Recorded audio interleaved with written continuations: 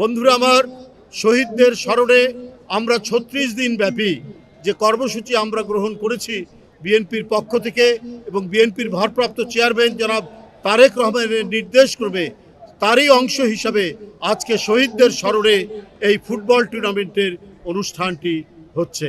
বন্ধুরা আমার, সেই সমস্ত শহীদ যারা জীবনের মায়া তুচ্ছ করে গণতন্ত্র ফেরানোর জন্য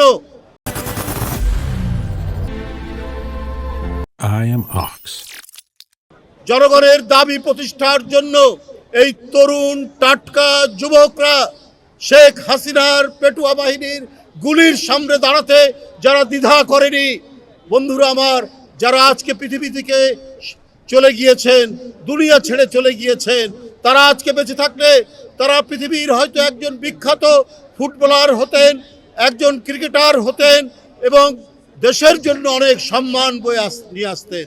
প্রত্যেকেই ঢাকার কোনো না কোনো নাম করা শিক্ষা প্রতিষ্ঠানের ছাত্র ছিল।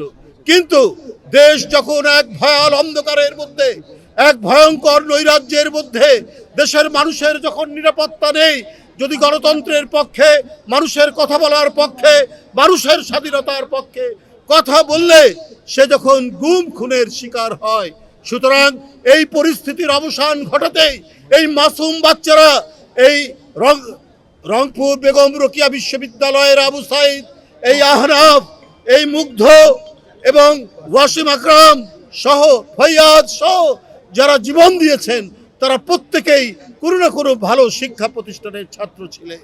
কিন্তু তারাই সাহস করে এসছেন, তারাই বলেছেন এক বন্ধু গুলি খেয়ে পড়ে যাচ্ছে, আরেক বন্ধু বলেছে পানি লাগবে পানি।